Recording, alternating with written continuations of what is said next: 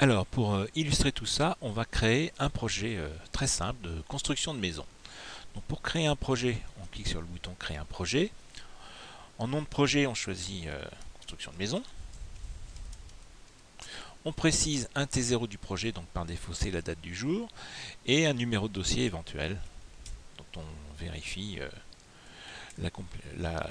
l'absence de doublons. On valide. On choisit ensuite un modèle de projet. Donc, on va choisir une feuille vide pour commencer. Alors, la création d'un projet se déroule en 10 phases. La première phase consiste à saisir l'ensemble des noms du projet, des noms des tâches, pardon, que l'on saisit au kilomètre. Donc je vous conseille en première tâche de rappeler le nom du projet.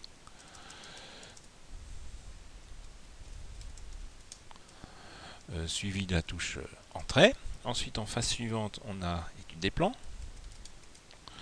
Ensuite, Appro. Ensuite, on a construction proprement dit, qui regroupe en fait deux sous-tâches, les fondations, et puis la toiture, et ensuite les aménagements, et une phase recette, et une phase livraison.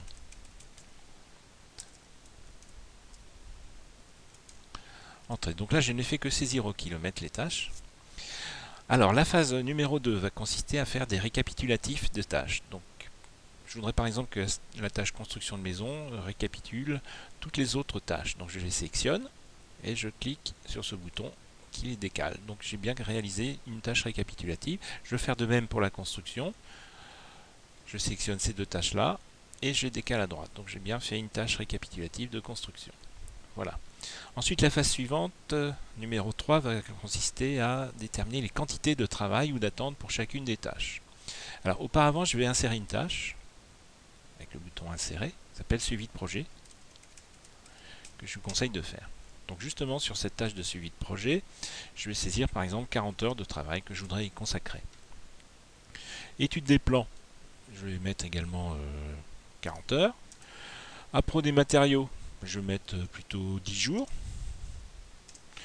10J. Ensuite, fondation toiture, je vais changer de méthode. Je vais sélectionner ces deux tâches-là. Je voudrais affecter 80 heures à ces deux tâches-là.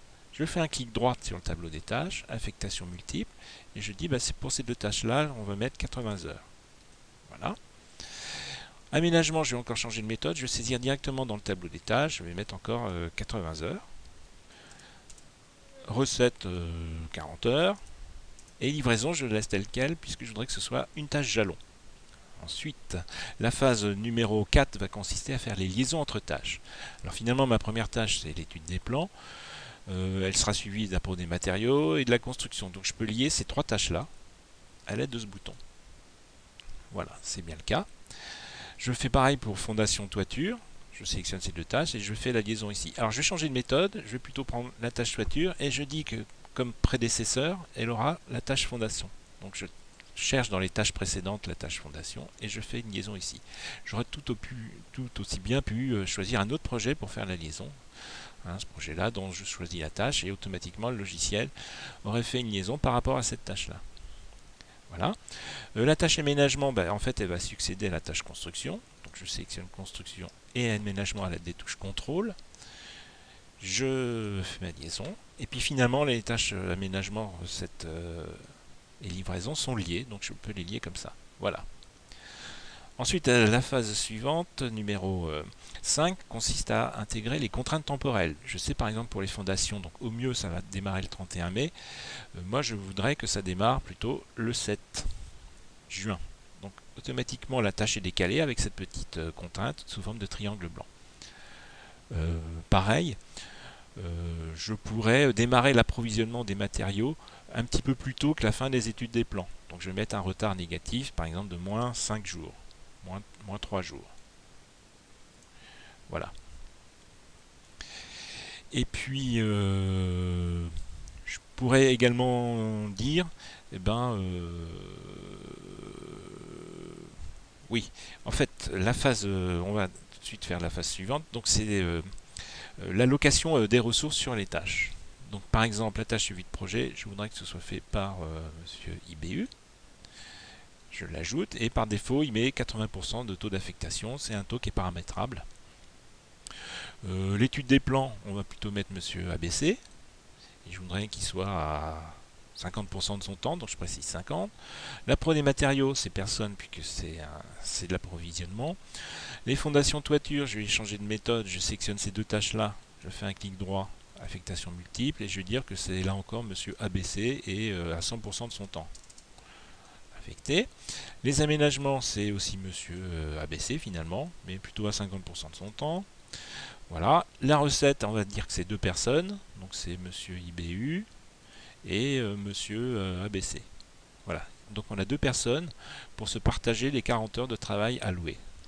Voilà. Et puis la livraison, c'est personne. Voilà. Dans les contraintes de livraison, je peux également préciser que là, c'est pour le 9 août, je peux dire que j'ai un engagement avec mon client de livrer la maison pour le 16. Je le précise ici, à ce moment-là, il y a un petit warning jaune qui s'affiche. Voilà pour les allocations de ressources. Alors la phase suivante va consister à catégoriser les tâches. Par exemple, suivi de projet, j'ai créé une catégorie, donc tout ça c'est entièrement configurable, qui s'appelle suivi de projet justement. Étude des plans, il y a une catégorie qui s'appelle étude technique, etc., etc. pour chacune des tâches. Là aussi, on peut utiliser les affectations multiples en regroupant les tâches sélectionnées et en faisant une catégorie en commun. Voilà, ma tâche de suivi de projet. Donc je sais que je voudrais y consacrer 40 heures, mais sur toute la durée du projet, donc à peu près, je ne sais pas, au 29 juillet. Donc je vais étaler cette tâche-là, tout en gardant ces 40 heures-là, par modification du taux d'affectation qui est par défaut 80% ici. Donc je laisse le logiciel calculer à ma place ce taux en disant que je vais étaler la tâche jusqu'au 29 juillet. Alors on cherche le 29 juillet. Voilà. Donc le logiciel a calculé que pour étaler la tâche jusqu'au 29 juillet, il fallait que je sois affecté à 10%. Voilà, de ce temps. Ensuite, on peut préciser d'autres informations sur le projet. Alors je voudrais faire apparaître des colonnes personnalisées, donc paramétrer les colonnes. J'ai différentes colonnes personnalisables ici, notamment une que j'ai personnalisée dans l'application qui consiste à mettre la quantité de colle et la quantité de câbles. Voilà. Et je sais que pour je sais pas, les fondations par exemple, ou la toiture, il me faut 2 mètres cubes de colle et puis 50 mètres de câble. Voilà. Ensuite, je peux faire une liaison documentaire. Donc typiquement, je dis que ce jour-là, j'ai dit lire la doc ici. On choisit un document, celui-ci, qui apparaît sous forme de lien hypertexte. Et là,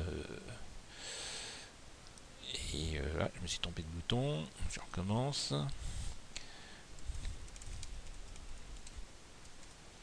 Je remets mon lien hypertexte. Voilà, on valide. Et l'intérêt, c'est que quand on clique sur le lien, le document s'affiche directement, donc quel que soit le format, dès l'instant qu'il est reconnu par Windows. Ensuite, la phase suivante va consister à terminer le paramétrage du projet. Donc, vous vous souvenez, on avait saisi le nom du projet, le numéro de dossier, la date T0 de démarrage. On a d'autres catégories, par exemple la typologie de projet, configurable, hein, bien sûr. On peut aussi rattacher le projet à un client. Et puis là, on a 5 catégories personnalisables, hein, dont le contenu et le titre est personnalisable. Hein, vous mettrez ce que vous pensez adapté à votre entreprise, ainsi que 5 champs de saisie, dont le titre est configurable aussi dans l'application. On choisit ensuite un chef de projet, un responsable éventuel. Voilà, on peut rattacher le projet à une équipe et à un site. Donc ces titres-là sont configurables également. On peut préciser un mot de passe projet et on peut choisir un petit logo au projet. Voilà, préciser de l'information également sur le projet. Et puis après, on passe à l'onglet suivant. Donc une fois qu'on a déterminé les quantités de travail, tâche par tâche et catégorie par catégorie, eh bien on peut dire, le logiciel a calculé que le projet se terminerait au mieux le 9 août. On peut recopier le prévu vers l'objectif. Et à ce moment-là, tout est recopié donc depuis la colonne de prévision vers la colonne objectif. On peut éventuellement changer l'objectif de date de fin. Voilà, on valide. Et là, on a finalement paramétré la totalité du projet. Alors, on peut Visualiser la trajectoire du projet pour le moment. Donc c'est un projet qui démarre le 13 mai.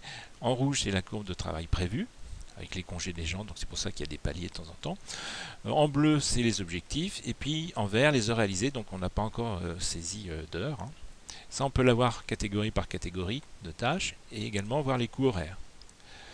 On peut imprimer, exporter tout ça. Ensuite, on peut intégrer des actions en marge du planning. Par exemple, on identifie un risque, le client change les plans. Voilà. Bon ben ça, pour lever ce risque-là, il y aura une action à faire, c'est faire signer les plans par exemple, et puis un responsable de cette action, lui, une tâche associée éventuellement, une catégorie d'action éventuelle aussi, et puis surtout une date d'engagement, donc ça c'est un point qui est prévu pour le 15 mai, voilà. Et on pourrait mettre un commentaire éventuellement. Voilà, donc on peut avoir autant d'actions projet qui sont suivies. Les actions en retard affichent le bouton action projet en rouge à ce moment-là. Voilà, et une fois qu'on a constitué le projet, eh bien, on peut faire un cliché de ce projet. Le cliché, donc on le fait à chaque point projet. Il consiste à copier le projet sous forme de texte, donc en termes de récapitulatif, les heures prévues, la durée du projet, etc., le coût, la répartition par catégorie et la liste des tâches. On peut également saisir des informations par les utilisateurs. Le projet démarre normalement. Et on valide. On peut ajouter des liens hypertextes aussi. Voilà. Voilà pour la constitution du projet. Maintenant, on va voir un peu le suivi.